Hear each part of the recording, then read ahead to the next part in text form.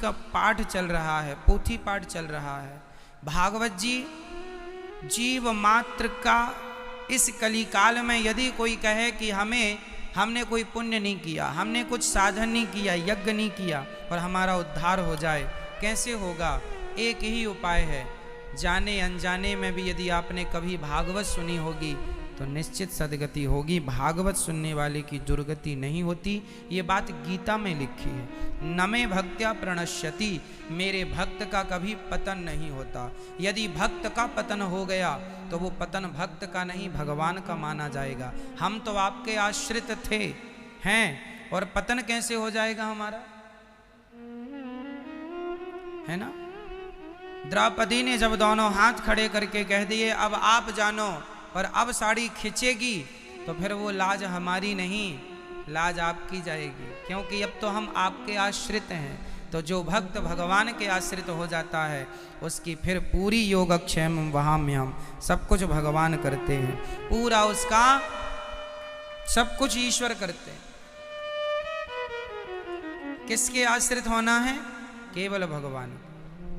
आपका सारा योगक्षेम, योगक्षेम का अर्थ है आपका भरण पोषण, आपकी जिंदगी अब ईश्वर के नाम है, वो संभालेंगे।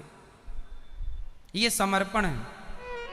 तो भगवान आप सबका कल्याण करें। श्री राम प्रताप उपाध्याय जी, श्रीमती निर्मला देवी जौनपुर उत्तर प्रदेश से हैं।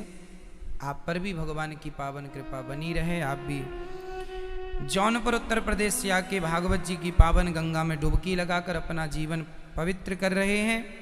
श्री हरिओम राघव जी, मैया गिरजेश देवी जी कटरा मलोई अलीगढ़ से, आप पर भी भगवान की पावन कृपा बनी रहे और आप सबका कल्याण हो। यही मंगल कामनाओं के संग आइए प्रवेश करते हैं भगवान की पावन चर्चा में। प्रिय भक्तों, ये जो कथा है, परीक्षित को 7 दिन में मरने का श्राप लगा है। परीक्षित ने कलयुग को 4 कमरे बनवा करके दिए। कलयुग कहाँ कहाँ रहता? ये कौन सा युग चल रहा है? ये कौन सा युग चल रहा है? ये कलयुग नहीं चल रहा। कलयुग चल रहा होगा किसी गली में, किसी मोहल्ले में। वृंदावन में तो अभी देखो सतयुग त्रेता द्वापर ही चल रहा है। कलयुग होगा कहीं घूम रहा होगा। कलयुग के लिए यहाँ कोई स्थान नहीं है। आपको ऐसा लगता है कि आप यहाँ कलयुग में बैठे हैं? कलयुग जैसी फीलिंग आ रही है क्या? सतयुग त्रेता द्वापर जैसी फीलिंग आ रही होगी। क्यों? जहां पीपल की छांव होती है, जहां नीम वट वृक्ष की छांव होती है ना, वहां गर्मी का प्रभाव कम होता है। आप मानते हैं इस बात को कि नहीं? कितनी भी गर्मी हो, 9 तपा चल रहे हो, पर यदि नीम की, पीपल की, वट की छांव, आम की छांव में आप बैठे हैं तो निश्चित वहां टेम्परेचर कम ही होगा। अन्यत्र धूप की अपेक्षा छांव में कम। जहां पीपल की और वट की छांव होती है ना, वहां गर्मी का प्रभाव कम होता है। उसी प्रकार जहां कथा कीर्तन भगवान की चर्चा होती है, वहां कलयुग का प्रभाव कम होता है। जी, ये तो छाया है भगवत कृपा की। अब एक चीज और समझो, जहां एसी होती है, पीपल में तो चलो टेम्परेचर कम थोड़ा होता है, पर जहां एसी होती है वहां तो गर्मी का बिल्कुल प्रभाव 0 हो जाता है। इतना 0 कि आप 9 तपा में, जेठ में, वैशाख में, जून में आपको कंबल ओढ़ना पड़ सकता है यदि आप एसी के आगे हैं तो। क्यों जी? है ना? हाँ या ना? तो जहां एसी है वहां तो बिल्कुल गर्मी का प्रभाव नहीं है। कंबल ओढ़ के सो रहा है आदमी गर्मियों में, क्योंकि एसी महारानी है। जहां एसी है वहां तो गर्मी बिल्कुल 0 हो गई, गर्मी का प्रभाव खत्म। जहां भागवत है वहां कलयुग का प्रभाव 0 हो जाता है। कोई प्रभाव नहीं है कलयुग का। कितनी देर? कलयुग आपको 3.5 घंटे परेशान नहीं करेगा। अब यहां से उठने के बाद फिर वो आपकी अपनी कितनी पहचान है आपकी कलयुग से, कितनी दोस्ती और कितनी दुश्मनी है आपकी कलयुग से। 24 घंटे कलयुग नहीं चलता मैया। जब आपके अंदर सच्चे अच्छे विचार आते हैं ना, तो आपके हृदय में सतयुग आ जाता है, आप सतयुग में होते हैं। जब आपके मन में गंदे गंदे विचार चलने लग जाते हैं, तब मान लेना चाहिए कि आपके अंदर कलयुग महाराज प्रवेश कर गए। इसलिए कहता हूँ, सदा पॉजिटिव रहा करो, सदा अच्छाई से भरे रहा करो, सदा सत्संग कीर्तन किया करो। जब अच्छी चीज़ों से भरे रहोगे तो बुरी चीज़ों को जगह ही नहीं मिलेगी।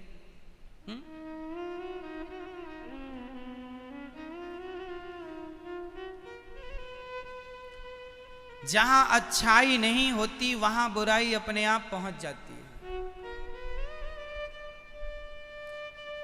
देखो, जहां आप लोग बैठे हैं ना, यहां कोई मक्खी मच्छर चूहा कुछ भी नहीं है, पर इस मंच के नीचे आप जरा झांक के देखेंगे, बहुत सारे चूहे हैं, है ना।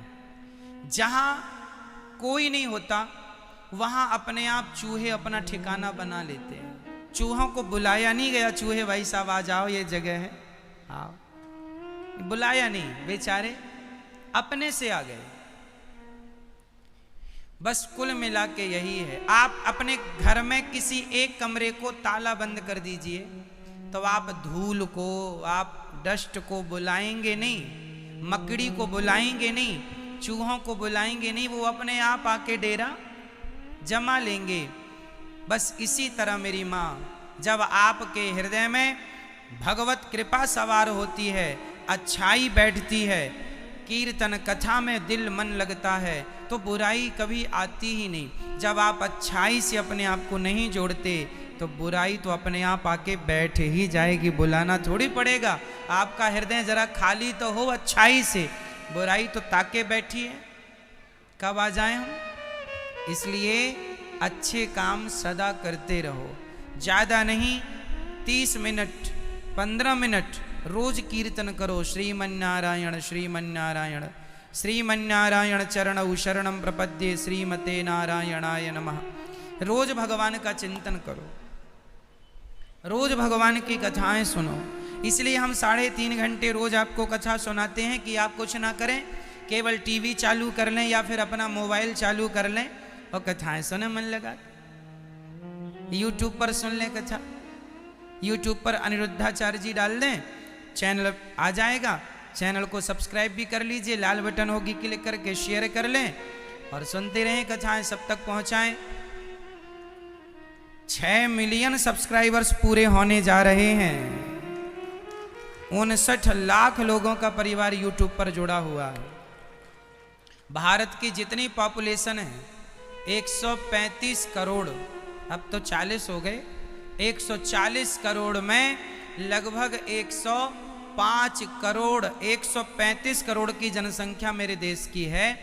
135 करोड़ में 105 करोड़ लोग भागवत यूट्यूब पर सुन चुके हैं। इतने 105 करोड़ लोग, 100 करोड़ लोग यूट्यूब पर भागवत सुन चुके हैं। लाखों लोग अभी भी एक्टिव हैं। तो आप भी इस यूट्यूब पर अनिरुद्धाचार्य जी सर्च करें और 100 करोड़ के परिवार से अपने आप को जोड़ें, जहां 100 करोड़ लोग कथा सुनते हैं।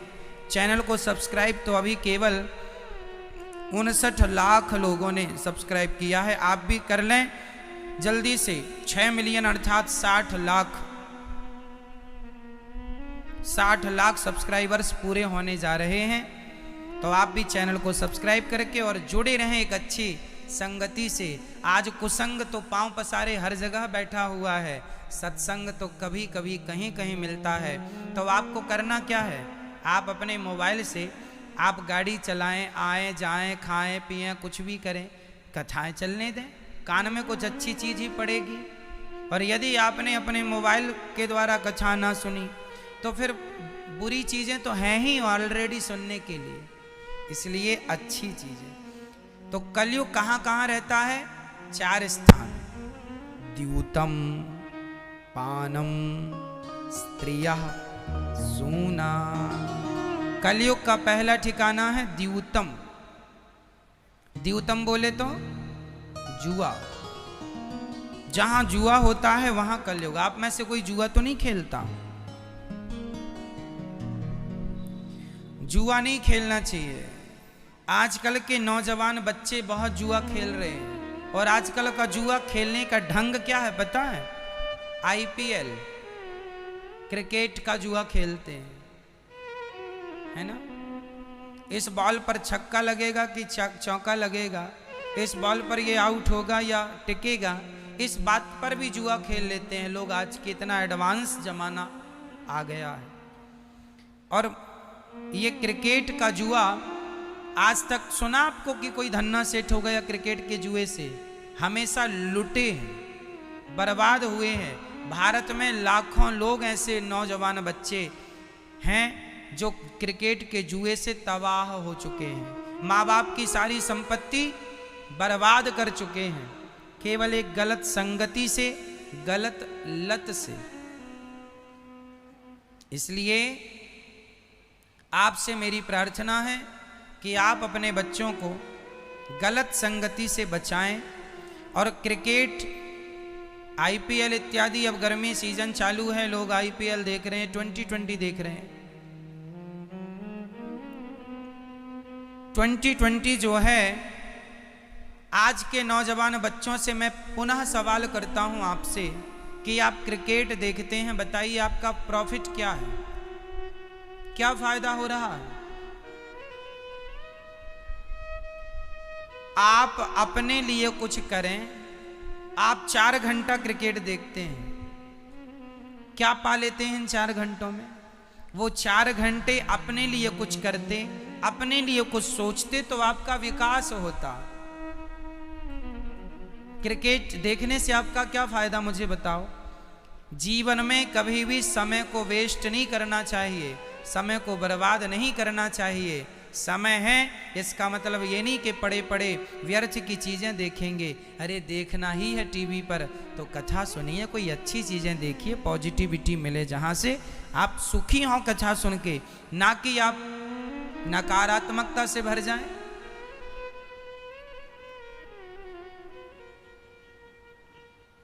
इसलिए हम आपसे कहते हैं अपने आप को व्यर्थ की चीज़ों से दूर रखा करो। मैं कभी क्रिकेट नहीं देखता, कभी जब कोई बड़ा मैच हुआ तो सुन लेता हूं कि भाई कौन जीता, अपना भारत जीता, बस बहुत है।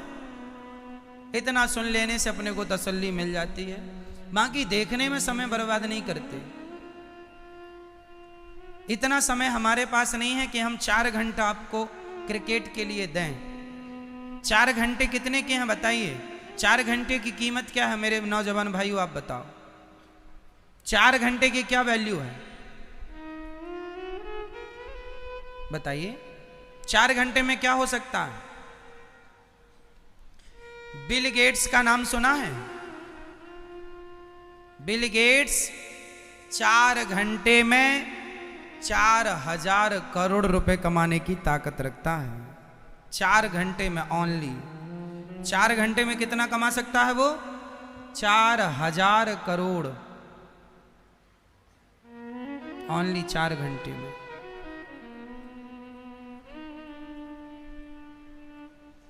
बिल गेट्स के एक बार $50,000 जमीन पर गिर गए, जा रहा था तो उसके पैसे जेब से नीचे गिर गए, और वो पैसे, गड्डी बंधी नहीं थी, खुले पैसे थे, मतलब थी तो गड्डी पर लॉक नहीं था, तो पूरे पैसे जरा सी हवा में बिखर गए। तो पूरी सड़क में उसके $50,000। $50,000 का अर्थ होता है भारत में लगभग वो बनेगा लगभग 35 लाख रुपए, लगभग, कुछ कम ज़्यादा हो सकता है। $50,000 का अर्थ है 35 लाख रुपए के लगभग, कुछ कम ज़्यादा आप देख लीजिएगा, सही है। बिल गेट्स के $50,000 जब गिरे तो उसने देखा कि हवा में जरा बिखर गए, तो तुरंत वो आगे चल पड़ा, उठाया नहीं। किसी ने कहा सर आपके पैसे गिर गए। बोले भाई जितना समय उसको उठाने में लगाऊंगा उतने में तो $1,00,000 कमा लूंगा, उठाने में क्यों समय लगाऊं, कमा लूंगा। समय कहने का अर्थ ये है कि उस आदमी के पास पैसे की वैल्यू नहीं है, उस आदमी के पास समय की वैल्यू है, और जिसने समय को पकड़ा पैसा पीछे पीछे चलता है। पैसे को कभी मत पकड़ना मेरे भाइयों, समय को पकड़ना। समय की महत्ता को समझ गए, समय का सम्मान करना सीख गए, समय की इज्जत करना सीख गए तो आप कामयाब हो गए। पैसा तो हाँ आएगा जाएगा, आएगा जाएगा, आएगा जाएगा, पैसा आएगा जाएगा, पर समय सिर्फ जाएगा आएगा नहीं, समय सिर्फ जाता है। इसलिए समय का सदुपयोग करना सीखिए। 4 घंटे आपके लिए कोई मायने नहीं रखते, पर समझदार लोग 4 घंटे में, आपका 4 घंटा कोई मतलब का नहीं, पर जो लोग 20-20 खिला रहे हैं 4 घंटे के क्रिकेट में, उनके करोड़ों रुपए लग गए, करोड़ों का प्रॉफिट या नुकसान हो गया। क्यों जी? कई 100 करोड़ का टर्नओवर है क्रिकेट का, कई 100 करोड़। तुम्हारे 4 घंटे गए, उनके कई 100 करोड़ आ गए, तुम्हें क्या मिला? 0 बटा सन्नाटा। क्या पा लिया? ये नौजवान, आप अपनी भी वैल्यू बढ़ाइए, और वैल्यू बढ़ाने के लिए क्रिकेट नहीं, काम करना पड़ेगा, काम करना पड़ेगा, तपाना पड़ेगा, समय की वैल्यू करनी पड़ेगी, समय का सम्मान करना पड़ेगा, समय को समझना पड़ेगा। समय बहुत कीमती है। आज की तारीख, आज कौन सी तारीख है? आज की तारीख यदि चली गई, अब बताइए ये आज की तारीख लौट कर कब आएगी? आपके 100 रुपए चले गए तो 100 रुपए आ सकते हैं, पर आज का समय, आज का आपके ये 7 दिन जो आप आए हैं वृंदावन, ये 7 दिन चले जाएंगे। ये 7 दिन आप कभी वापस नहीं ला सकते आपकी जिंदगी से, कभी नहीं। समय गया गया, समय सरक रहा है रेत की तरह, बालू की तरह। बालू को आप मुट्ठी पर दबाएं, धीरे धीरे बालू सरकती हुई आपकी मुट्ठी खाली हो जाएगी। आप बालू को पकड़ नहीं सकते। जैसे बालू को पकड़ा नहीं जा सकता, उसी प्रकार समय को पकड़ा नहीं जाता। बस समय जाता है, जा रहा है, जा रहा है, जा रहा है। समय, कई लोग कहते हैं समय आएगा। माना कि मैं यहां 2 बातें करता हूं, आप समय का इंतजार कीजिए। हमारे संतों ने भी कहा है, अच्छे दिन का, अच्छे समय का इंतजार कीजिए। आएगा, अच्छा समय आएगा, लेकिन अच्छा समय आप हाथ पे हाथ रख के बैठे रहेंगे और बस इंतजार करें अच्छा समय आएगा, तो लिख लो कभी नहीं आएगा। अच्छा समय आने के लिए वर्तमान के प्रत्येक क्षण का सदुपयोग करना पड़ेगा। उसमें आपको अपने आप को लगाना पड़ेगा, अपने आप को उसमें खपाना पड़ेगा, अपने आप को कामयाब बनाने के लिए पसीना बहाना पड़ेगा। प्रेजेंट, वर्तमान, जिसका वर्तमान अच्छा है उसका भविष्य भी अच्छा है, जिसका वर्तमान नहीं अच्छा भविष्य भी। तुम्हारा वर्तमान तो क्रिकेट देखने में जा रहा है, तो तुम्हारा भविष्य क्या होगा?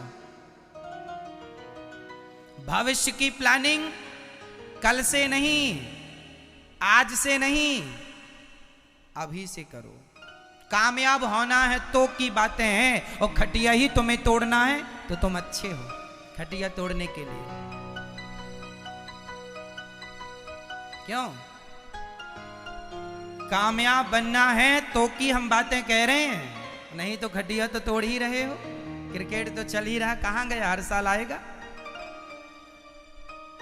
कुछ करना है जीवन में, कुछ करना है तो हिम्मत हारे मत बैठो, करो, करने से होगा। करने से होगा, ना करने से कुछ नहीं होगा। ना करने वाले अपने बाप के धन को भी बिगाड़ रहे हैं।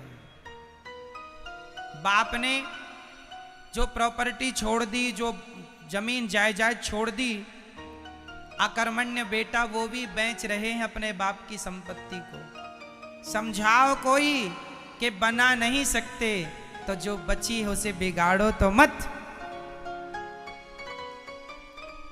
ये आज के बच्चों को क्या हो गया है, 100 में से 60% बेटे भारत में ऐसे हैं जो बाप की संपत्ति को ही खा रहे हैं और बाप के टुकड़ों पर ही पल रहे हैं। खुद का कुछ नहीं है, खुद की औकात से, खुद के बल से चड्डी बनियान भी आप नहीं खरीद सकते अपने लिए। बाप के टुकड़ों पर पल रहे हैं। कई लोग तो बाप की जमीन बेच बेच के अपना ऐशो आराम, जमीन जायज, अपना गाड़ी खरीद रहे हैं। BMW आ गई, 5 एकड़ जमीन बेच दी। होशियार बच्चा है, उसे लगता मैं बहुत बड़ा समझदार हूं, और क्रिकेट देखता बराबर, और संपत्तियां बेच के क्रिकेट का जुआ और लगा देता है और बोलता मैं बड़ा समझदार हूं। बताइए जी, ऐसे में तो हो गया देश का विकास, हो गई तरक्की। क्यों?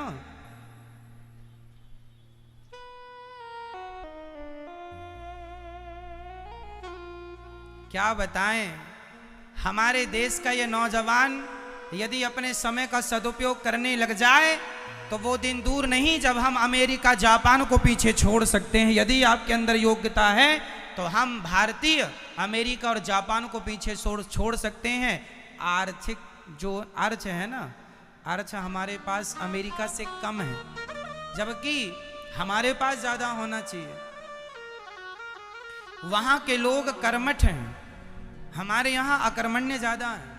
हमारे यहाँ कमाने वाला एक है और खाने वाले 5, जबकि अन्य देशों में 5 सदस्य हैं तो 5 कमा रहे हैं, इसलिए वो तरक्की कर गए, सक्सेस हो गए। और हम लोग एक बड़ा भाई कमाता है, छोटा बैठा बैठा खाता है, कमा तो रहा है, छोटा कमाए तो बड़ा बैठा बैठा खाए। अब ये कौन समझाए लोगों को? बहुत समझाने पर भी लोगों की समझ में कुछ आता नहीं है। चलिए, आप बहुत समझदार हैं, जो समझे में, जिन्हें ना आए सो ना आए, आपको आ गया है बस बहुत है। आप समझ लो और अपने जीवन को ठीक कर लो, इसी से भी कुछ काम बन जाएगा। क्यों? तो जीवन में हिम्मत नहीं हारना है और मन लगा के कर्म करना है। काम करने वाला, आज लोग कहते हैं महाराज जी बहुत गरीबी है। बताइए गरीबी किनके पास है? बताइए, आज गरीब कौन है? आज वही गरीब है, बोल रहा हूं, सत्य बोल रहा हूं, कड़वा होगा, गले के नीचे उतरे तो ठीक है, नहीं तो वापस कर देना हमारी बात। आज गरीब वही है जो अकर्मण्य है। गरीबी का रोना वही रो रहे हैं जो अकर्मण्य है। उगने वाला पौधा तो पत्थर की छाती फाड़ के उग जाता है, करने वाला तो कुछ भी कर लेगा, ना करने वाला तो भाग्य को कोसता रहेगा। मेरे तो भाग्य में नहीं है, मेरे तो किस्मत फूटी है महाराज। ये कौन लोग हैं? भाग्य का रोना रोने वाले कौन है? अकर्मण्य। तुम्हारी गरीबी कभी नहीं जाएगी क्योंकि तुम अकर्मण्य हो। कर्म करने वाला, मेहनत करने वाला 2 रुपए को, 10 रुपए को, 100 रुपए को, 1000 रुपए को महंगा नहीं है। इसलिए गरीबी का रोना मत रोइए। बहुत रो लिया, 70 साल से तुम गरीबी का रोना रो रहे हो। मेरा देश कोई गरीब वरीब नहीं है, सोने की चिड़िया है। गरीब होता तो अंग्रेज और मुगल यहां ना आते। जहां धन होता है वहीं लुटेरे लूटने आते हैं। यहां था इसलिए लुटेरे आए, ना होता तो कहां जाता। भिखारी के घर में चोर कभी नहीं जाता, चोर भी धन्ना सेठ के घर में जाता है। तो भारत धन्ना सेठ था, है, रहेगा। इसलिए तो लुटेरे यहां आए लूटने। मुगल और अंग्रेज लूट के ले भी गए, फिर भी मेरा देश संपन्न है। बस कुछ लोग आज गरीब हैं केवल इसलिए कि वो अकर्मण्य है। और जब तक नौकरी लेने वाले बनोगे तब तक गरीब ही रहोगे। नौकरी देने वाले बनोगे तो गरीबी सदा के लिए मिट जाएगी।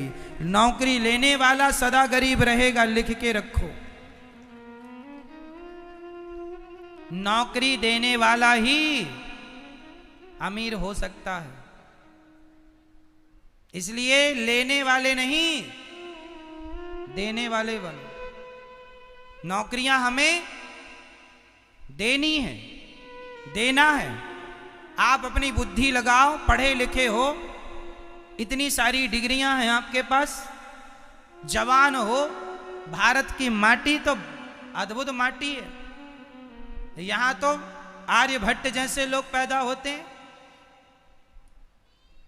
शून्य और दशमलव दुनिया को गिनती सिखाने वाले लोग पैदा होते हैं। ये माटी महाराणा प्रताप जैसे महापुरुषों की माटी है, मीरा जैसी भक्तों की माटी है, तुलसीदास, सूरदास, कबीरदास जैसे महापुरुषों की माटी है। कितने महापुरुषों के नाम मैं बताऊं आपको। गुरु नानक देव जी, गुरु गोविंद देव जी जैसे महापुरुषों की माटी है ये। हमारे ऊपर तो भगवत कृपा भी है। भगवान कहते हैं मैं तुम्हारे संग हूं। भगवान कृष्ण अर्जुन के साथ थे, पर कर्म तो अर्जुन को ही करना पड़ा। बाण तू ही चलाएगा, मैं तेरे साथ हूं। जो कर्म करेगा उसका भी साथ परमात्मा देगा, जो कर्म नहीं करेगा उसका साथ ईश्वर कभी नहीं देगा। तुम भाग्य का रोना रोते रहो। महाराज जी हम 1 नंबर से रह गए, अब रो रोना रह गए। कब तक रोओगे? मत रोइए रोना। और जीवन में एक चीज याद रखो मेरे नौजवान दोस्तों, भाइयों, जीवन में जितनी असफलता होगी, आप जीवन में जितनी बार असफल होंगे, आप उतने ही सफलता के करीब पहुंच रहे होंगे, पहुंच रहे हैं। असफलता ही सफलता के द्वार खोलती है। एक बात बताऊं, जो व्यक्ति डायरेक्ट सफल हो गया, वो जितनी तेजी से सफल हुआ है उतनी तेजी से असफल भी होगा, क्योंकि उसके जीवन में अनुभव इकट्ठे हुए ही नहीं। और जो असफल हुआ वो अपनी गलती सुधारेगा, इस कारण असफल हुआ उसे और ठीक करेगा, फिर वो एक एक सीढ़ी चढ़ता हुआ आगे जाएगा। उदाहरण दे दूं इसका, पूरा आज के युग का। वो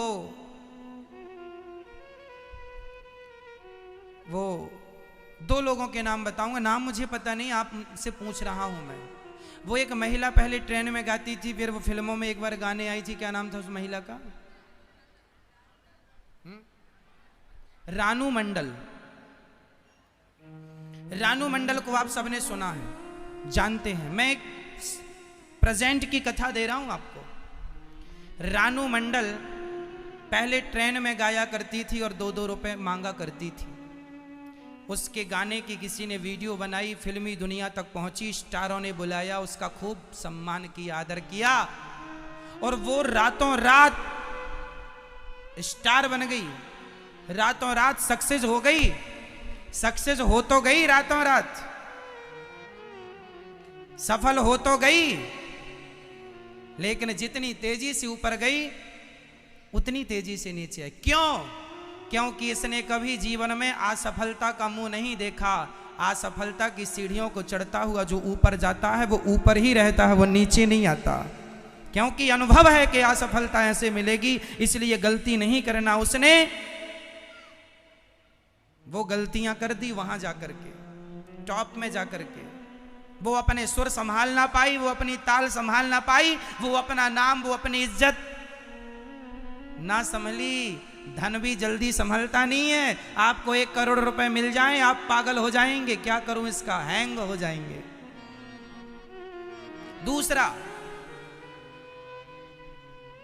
दूसरा पहला रानू मंडल, दूसरा कच्चा बादाम पक्का बादाम।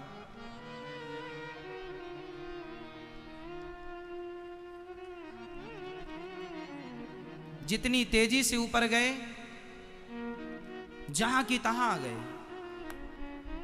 हम आपको ये नहीं कहते कि आप प्रयास ना करें, करें, पर जीवन में यदि असफल आप हुए हैं तो आप घबराएं नहीं।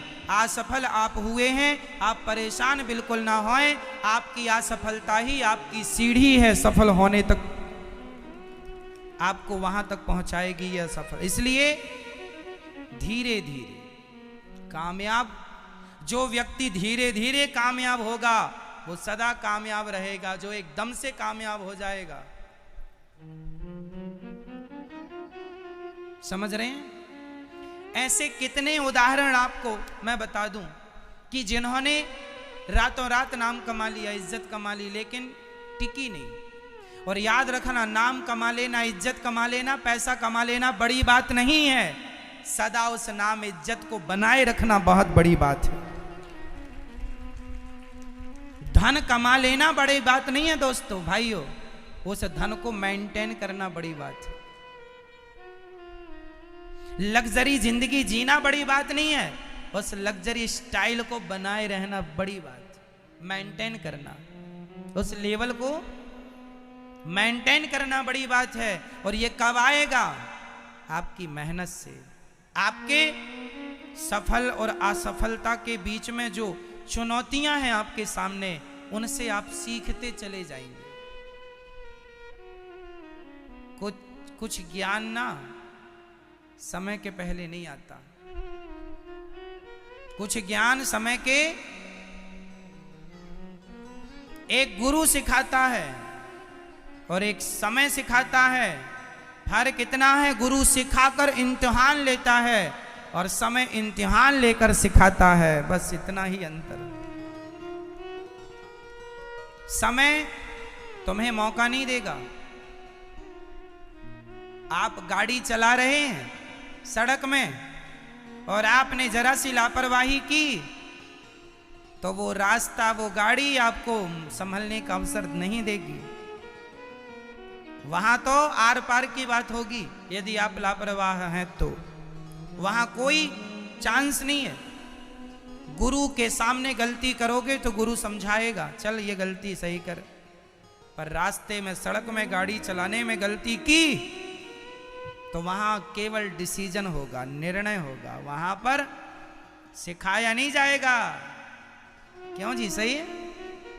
इसलिए समय भी सिखाएगा, पर इम्तिहान लेकर गुरु भी सिखाएगा, सिखाकर इम्तिहान लेगा। बस कलयुग के 4 ठिकाने हैं। पहला द्यूतम, जुआ। जुआ ना खेलना कभी, नहीं तो नाश नहीं होगा, सर्वनाश। समय का दुरुपयोग ना हो, धन का दुरुपयोग ना हो, पद का दुरुपयोग ना हो, नहीं तो बहुत भयंकर परिणाम भोगने पड़ते।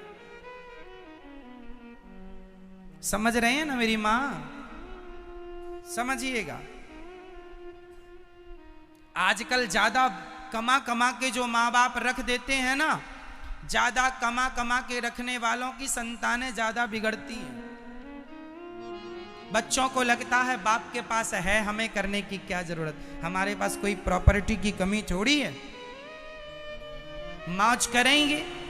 तो फिर वो करता नहीं है, अकर्मण्य हो जाता है, फिर वो गलत काम करने लगता, जुआ खेलता, बाप की संपत्ति तो है ही, शराब पीता है, नाचने वाली को घर में लाके नचाता है, बाप की संपत्ति तो है, और बाप सब छोड़ के मर और गया, दान पुण्य किया नहीं, तो बेटा उसकी संपत्ति पे लो डिस्को कर रहा है।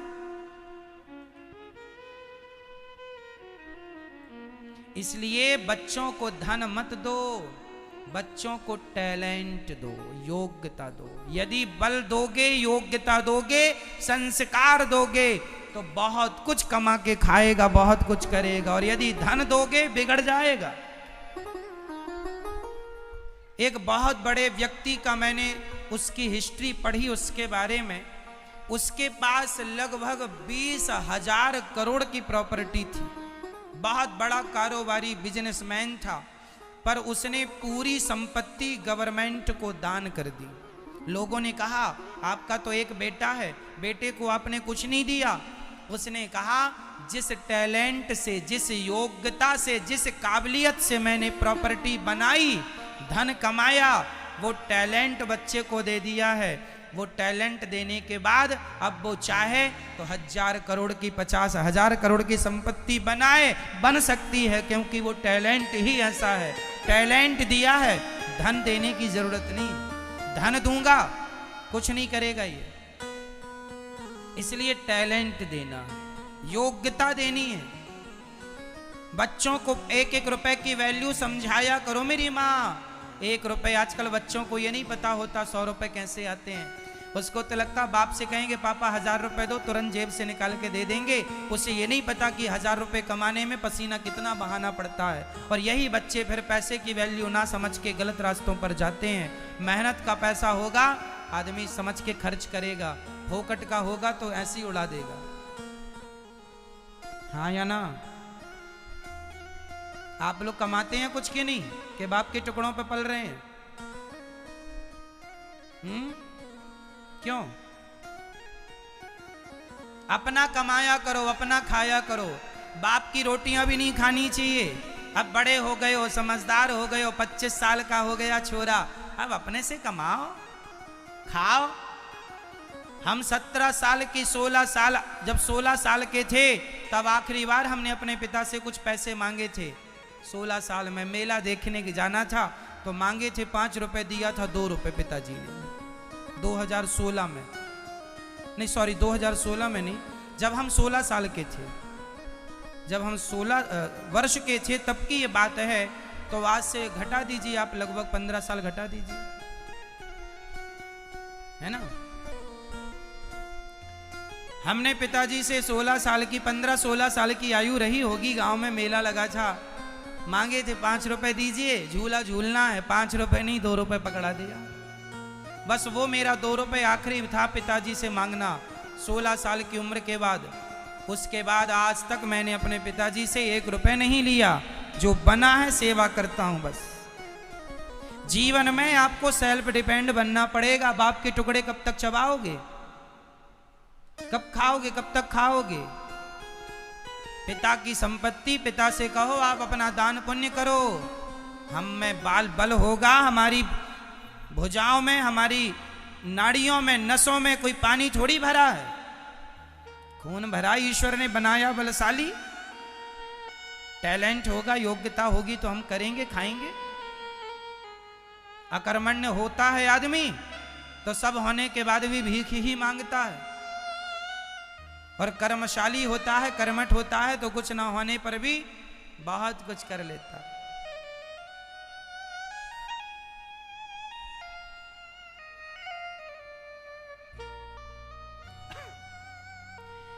जीवन में जुआ से बचाइएगा, बुरी संगति से, बुरी आदतों से अपने आप को बचाइए। जुआ त्याग दो। कौरवों ने खेला जुआ, सर्वनाश हो गया, और आज का छोरा भी जुआ खेल रहा है। समझाओ इन बच्चों को। अब देखो हम इतनी बढ़िया बात बता रहे हैं आपको, तो आज के बच्चे कहते हैं बाबा लोग तो ढोंगी हैं, और वो क्रिकेट में जुआ लगा लगा के अपना नाश कर रहे हैं। अरे वो तो अच्छे सुपर स्टार हैं, ओ छक्का गया इतनी बड़ी मूर्खता कहां देखने को मिलेगी? क्या पाया तुमने? जुआ खेलोगे सर्वनाश। कलयुग का दूसरा ठिकाना पानम, शराब पियोगे सर्वनाश होगा। शराब ना पीना। बताइए, आप किसी का विनाश करना चाहते हैं, शराब उसको पिलाना स्टार्ट कर दीजिए, अपने आप अर्शों पे रहने वाला फर्शों में आ जाएगा। यदि शराबी हो गया तो शराब पीने वाला कभी सक्सेस नहीं हो सकता। शराब पीने वाला जीवन में कभी तरक्की नहीं कर पाएगा। इसलिए हाथ जोड़ के कहता हूं, शराब ने किसी का घर बसाया नहीं है, बल्कि बसाए हुए करोड़ों घरों को उजाड़ा है। इसलिए शराब नहीं पीनी चाहिए। आज देखिए जरा विडंबना कि बंबई के जो फिल्मी स्टार लोग हैं, बॉलीवुड के लोग हैं, इन्होंने कह दिया शंकर जी के ऊपर दूध मत चढ़ाओ, गरीबों में बांटो। हमने कहा चलो भैया बांटेंगे गरीबों में। शंकर जी के ऊपर दूध ना चढ़ाओ, इसके लिए पिक्चर बना दी बॉलीवुड वालों ने। बताइए क्या शंकर जी के ऊपर दूध चढ़ाने से किसी का घर बिगड़ा? पर शराब पीने से करोड़ों घर बिगड़ गए। दूध के लिए पिक्चर बना दी कि दूध ना चढ़ाओ, शराब के लिए एक भी पिक्चर नहीं बनाई कि शराब मत पियो, बर्बाद हो जाओगे। शराब का विरोध नहीं करती बॉलीवुड, पर शंकर जी के ऊपर दूध क्यों चढ़ा रहे हैं? चलो जी तुम्हारी बात मान गए, हम नहीं चढ़ाएंगे गरीबों में, तो हम बांट ही रहे हैं। देख लो आकर बॉलीवुड के लोगों को बताओ, कोई यहाँ रोज 20,000 लोग भोजन करते हैं, हम नहीं चढ़ाते दूध, चलो बांट रहे हैं। अब ये बताओ कि तुम्हें तो ज्ञान है कि गरीबों में बांटना चाहिए, तुमने तो पिक्चर बनाई, तो तुम ही बताओ तुमने कितना बांटा गरीबों को? तुमने कितनी यूनिवर्सिटियां बनवा दी, कॉलेज बनवा दिए, तुमने कितने हॉस्पिटल बनवा दिए जहां सबका फ्री में इलाज हो? एक पिक्चर बनाने का हजारों करोड़ प्रॉफिट देके जाती है एक पिक्चर।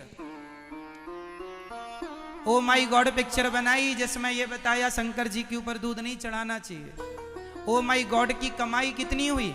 1000 करोड़ से ऊपर, 1000 करोड़ कमाया उस पिक्चर ने। अब बताइए उस एक पिक्चर से 1000 करोड़ कमा तो लिया, बताइए कितना गरीबों को बांट दिया, कितना अन्य क्षेत्र चलाया? इनके घरों के बाहर प्याऊ तक नहीं लगा कि कोई प्यासे को पानी मिल जाए, और ये बात बताते हैं गरीबों की सेवा करने की। पूछो तुम्हारे बाप ने कितनी सेवा की गरीबों की? केवल मुंह चलवा लो बस, केवल ज्ञान बघरवाओ बस, ज्ञान बघारने आएंगे, करना ना पड़े कुछ। शराब के लिए तो ये प्रचार कर रहे हैं, मुझे पीने का शौक नहीं, पीता हूं गम भुलाने को। लो भैया अब शराब पीने से भी गम जाने लगा है इन मूर्खों का। शराब पिलाने के लिए गाने बनाए हैं साहब, गाने बना दिए, जीना अगर जरूरी है तो पीना बहुत जरूरी है। लो शंकर जी का दूध इनकी आंखों में चढ़ गया, शराब इनकी आंखों में नहीं चढ़ी कि शराब पीने से देश का जवान बिगड़ रहा है।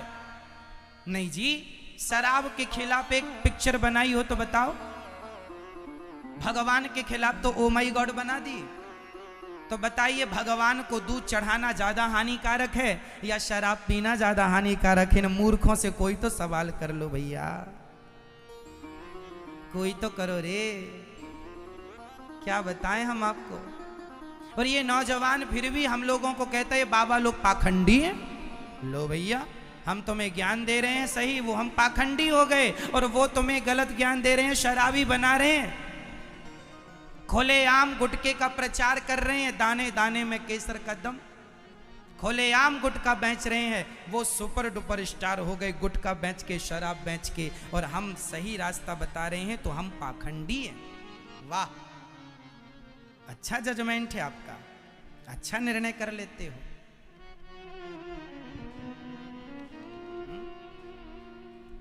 यही संस्कृति हिंदू धर्म आज इसलिए पीछे है क्योंकि यहां सत्य का साथ देने वाले लोग नहीं। आप अच्छी बताएंगे, अच्छी बातें कहेंगे, आपको ही दुनिया गलत ठहरा देगी। और बुरे लोग वो अपनी बहू के संग कजरारे कजरारे कर रहे हैं तो सुपर डुपर स्टार हो गए, अपनी बहू के संग कर रहे हैं कजरारे कजरारे। हाँ या ना? हमारे देश की यह संस्कृति नहीं है कि एक ससुर अपनी बहू के संग कजरारे कजरारे करने लग जाए। ये भारत है, यहां क्या है? संस्कार है। लेकिन ये बॉलीवुड के लोगों ने सारे संस्कार नष्ट कर दिए, फिर भी देश ने उन्हीं को सुपर डुपर स्टार बनाया है। कितना बड़ा दुर्भाग्य है ना। वो नंगा नाच नाचे वहां पर तो वो सुपर डुपर स्टार, और हम संस्कार की यहां बातें करें तो हम बाबा लोग पाखंडी हैं, ढोंगी है, लूट रहे हैं लोग। वाह,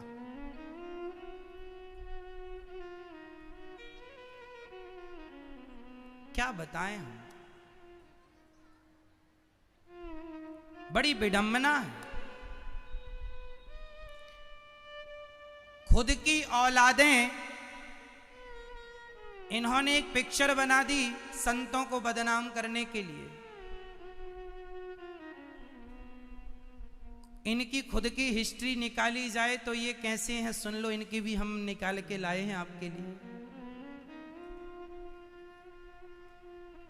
खुद की औलाद चरस खा रही है, अफीम बेच रही है। देखा आप लोगों ने, अभी टीवी पर सुना था। खुद की औलादें अफीम चरस खा पी रही हैं, बेच रही हैं, और ये ज्ञान दे रहे हैं, अज्ञान बघार रहे हैं।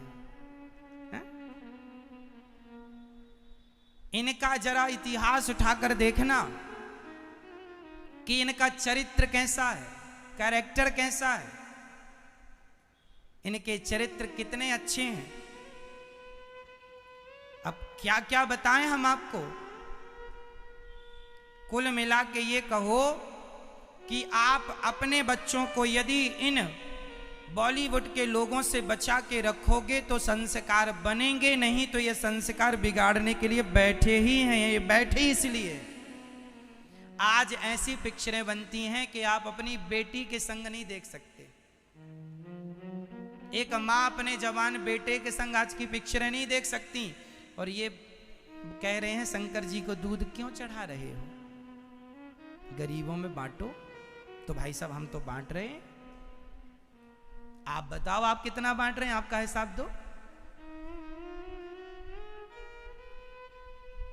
और हमारे नौजवान दोस्त, हाँ हाँ सही बनी पिक्चर, सही कह रहे हैं। ये फिल्मी दुनिया की तो महिलाएं तक खूब गांजा पीती हैं। अभी अखबार में टीवी में नहीं सुना आपने, जब कुछ दिन पहले वो सुशांत केस हुआ था, उसके बाद ना सारी अधिकांश हीरोइनों के बारे में बताया, ये महिलाएं गांजा पीती हैं, शराब पीती हैं। पुरुषों की तो छोड़ दो, पता नहीं भगवान जाने पुरुष क्या क्या खाते पीते होंगे। इनकी ये जिनको आप हीरोइन कहते हैं, वो गांजा, चरस, अफीम, शराब, इनसे पवित्र तो हमारे यहाँ की काम करने वाली, झाड़ू पोंछा लगाने वाली काम वाली बाई बहुत बड़ी चरित्रवान है। इन लोगों से हमारे देश की काम वाली बाई भी इनसे करोड़ गुना, लाख गुना सुंदर है, पवित्र है, गंगा की तरह। और आजकल तो आदमी चमक में दौड़ रहा है। चलिए, सनातन संस्कृति पर, सनातन पर कितना बड़ा आघात कर रहे हैं ये लोग, आपको पता ही नहीं। सनातन धर्म के सबसे बड़े दुश्मन यदि कोई हैं तो ये बॉलीवुड के वो लोग हैं जो उल्टी सीधी पिक्चरें बना बना के हमारे सनातन धर्म के युवाओं को भड़का रहे हैं, उल्टी सीधी रास्ता दिखा रहे हैं।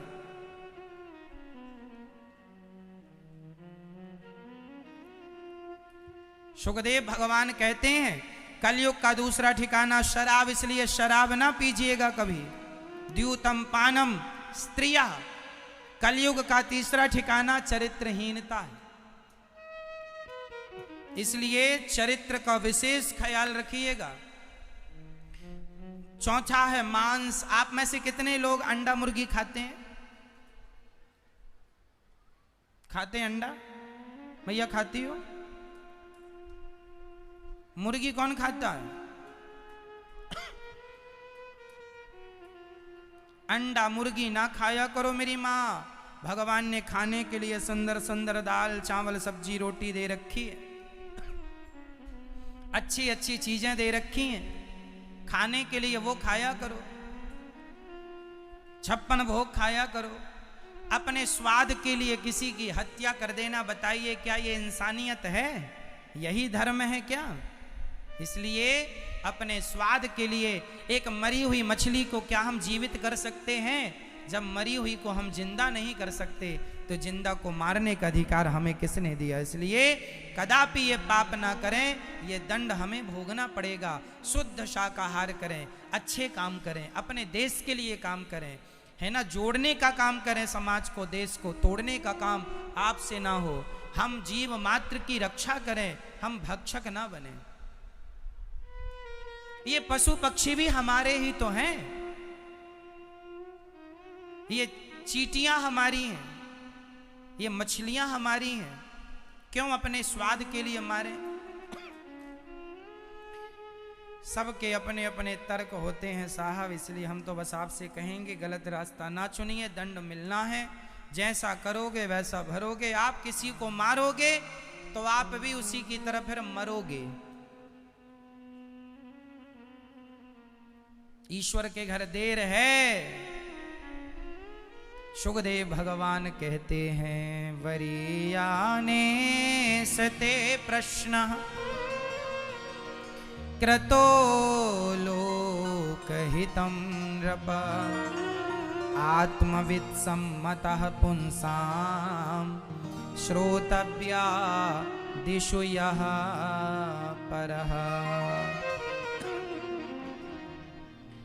निद्रया ह्रियते नक्तं व्यवायेन च वावयः दिवाचार्थे हया राजन् कुटुंब भरणेन वा। निद्रया ह्रियते नक्तम, हमें कम सोना चाहिए, ज्यादा से ज्यादा अपने लक्ष्य के लिए आगे बढ़ते रहना चाहिए। उठ जाग मुसाफिर भोर भई, अब रैन कहाँ तू सोबत है। जो सोबत है वो खोवत है, जो जागत है वो पाने के लिए जागना पड़ेगा और खोने के लिए सो जाइए। इसलिए ज्यादा मत सोया करो। तस्मात् भारत सर्वात्मा, सब में ईश्वर का दर्शन करो और अधिक हाय हाय नहीं करना चाहिए। जीवन में आनंद चाहते हो तो हाय हाय से अपने आप को दूर रखो। ये भी मिल जाए, ये भी मिल जाए, ये ना जी। सबसे बड़ा धन क्या है, कौन बताएगा? गौधन, गजधन, बाज धन और रतन धन खान, जब आवे संतोष धन, सब धन धूरी समान। सबसे बड़ा धन है संतोष का। इसलिए जितना ईश्वर ने दिया है उसमें क्या करना चाहिए? संतोष। बहुत है हमारे पास, जो दिया है बहुत। नमक रोटी खाओ तो भी ईश्वर ने बहुत दिया है, ये सोच के खाओ कि हम इस लायक भी नहीं थे, अच्छा खा रहे हैं। जो है जितना है खुश रहो। चीराणि किं पथि न सन्ति दिशन्ति भिक्षां नैवांघ्रिपाः परभृता सरितोपशुष्यन् रुद्धा गुहा किमजितो वपिनोपसन्नान् वतिनोपसन्नान् कस्माद् भजन्ति कवयो धन दुर्मदान धान। जब भगवान ने खाने पीने को बढ़िया दिया, पहनने को कपड़े फटे चीथड़े मिल जाते हैं तो अच्छे अच्छे कपड़ों का संग्रह क्या, खाने पीने को जो मिल जाए तो अच्छे भोजन का संग्रह क्या। कुल मिला के परमात्मा का चिंतन करना चाहिए और भगवान का ध्यान करना चाहिए। प्रिय भक्तों, सबकी अपनी अपनी कामना। सुखदेव भगवान ने भगवान का स्मरण किया और जिसे लक्ष्मी चाहिए वो माया देवी की उपासना करे, जिसे कुछ चाहिए पर अंत में कहा अकामः सर्व कामो वा मोक्ष कामा उदारधि। जो भगवान की भक्ति चाहता है वो भगवान की आराधना करे और भगवान की आराधना करने से, श्रीमन्नारायण की आराधना करने से इस धरती पे ऐसा कोई सुख नहीं है जो आपको प्राप्त ना हो जाए। भगवान सब कुछ देने को तैयार है।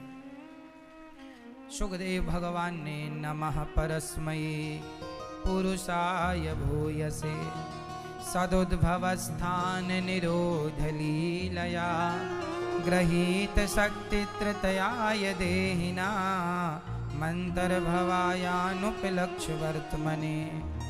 भगवान को स्मरण किया और भगवान के सुंदर से स्वभाव का स्मरण करने लगे।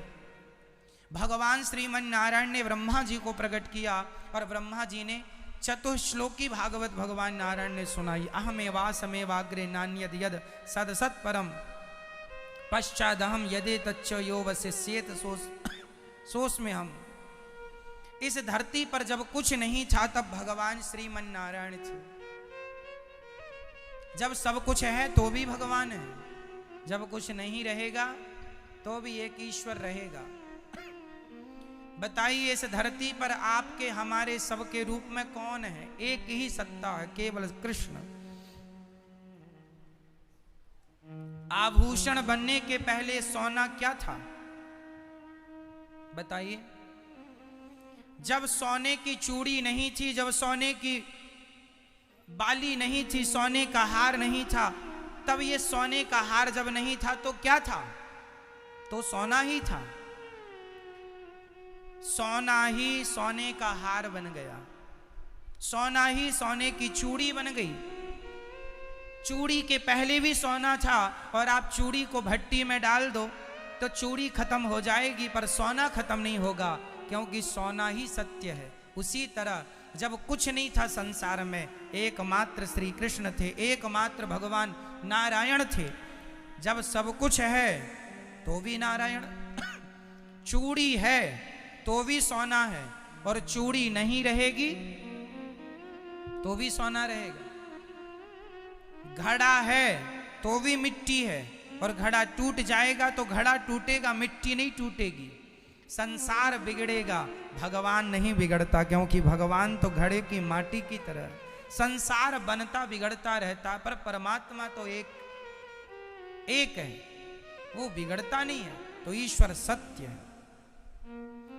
इसलिए हम सभी ये सदा भाव रखा करें मैया जी भैया जी कि हम कुछ नहीं कर रहे हैं, सब ईश्वर कर रहे हैं। यदि आप ये मान लो कि भगवान सब कर रहे हैं तो हम निश्चिंत हो जाते हैं, और हम ये मान लें सब हम कर रहे हैं फिर कष्ट होता है, परेशानी उठानी पड़ती है। प्रिय भक्तों, भगवान विदुर जी महाराज जब भगवान सारी लीलाएं पूरी करके चले गए, भगवान एक बार विदुरानी के घर छिलकों का भोग लगाने आए थे। भगवान छिलके खाते हैं। बताइए भगवान खाने में क्या पसंद करते हैं? मैया, ओ मैया, क्या खाने में है पसंद भगवान को? क्या खाते हैं? मैया जी बता दो। मेरी माँ, क्या खाते हैं भगवान? आप बताओ क्या खाते हैं? क्या? गम? क्या खाते हैं? क्या? प्याज?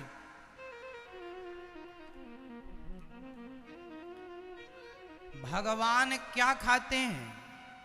भगवान वो सब चीज खाते हैं जो आप प्रेम से खिलाते हैं, भाव से देते हैं, श्रद्धा से देते हैं। अब हम कहें कि भगवान माखन खाते हैं, नहीं जी, माखन नहीं खाते। हम माखन खिलाएंगे तो नहीं खाएंगे। माखन खिलाने के पहले यशोदा की तरह वो भाव हो जिस भाव से माता यशोदा खिलाती थी। नहीं तो खिलाने को तो दुर्योधन के पास क्या कमी थी? परोसा तो था 56 प्रकार का। क्या उसने माखन नहीं परोसा होगा? परोसा था, माखन भी था उसकी थाली में। जब 56 भोग परोसा था, माखन के भूखे थे तो खाने लग जाते दुर्योधन के घर का माखन? नहीं, माखन खाएंगे जरूर पर दुर्योधन के हाथों से नहीं, माँ यशोदा के हाथों से। खिलाने वाला यदि माँ यशोदा की तरह प्रेमी है तो खाएंगे माखन। खिलाने वाला विदुरानी की तरह है तो छिलके भी खाएंगे। खिलाने वाली शबरी है तो जूठे बेर भी खाएंगे। और खिलाने वाला दुर्योधन है तो 56 भोग भी नहीं खाएंगे। तो भगवान क्या खाते हैं?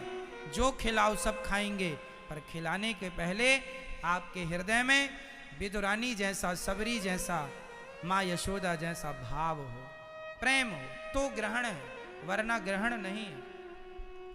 भगवान कोई वस्तु के भूखे नहीं है।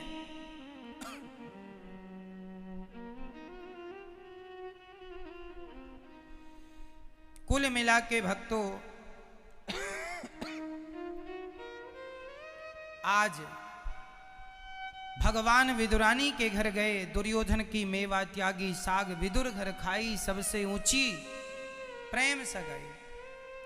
56 भोग ग्रहण नहीं करते, विदुरानी के छिलके खाते हैं। और जब विदुर जी 56 भोग लाते हैं तो कहते हैं, काका जी जो स्वाद मुझे इन छिलकों में आ गया वो आपके 56 भोग में नहीं है, क्योंकि भाव का भूखा हूं मैं, भाव ही एक सार है, भाव से भजले मुझे तो भव से बेड़ा पार है।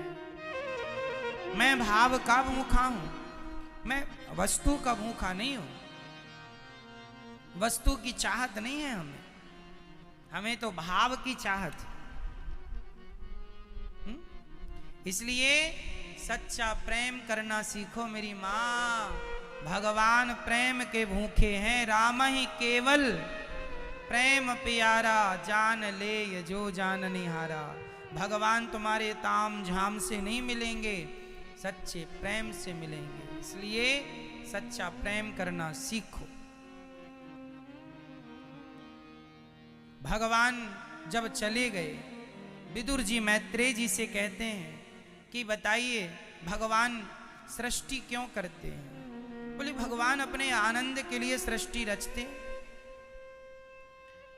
और भगवान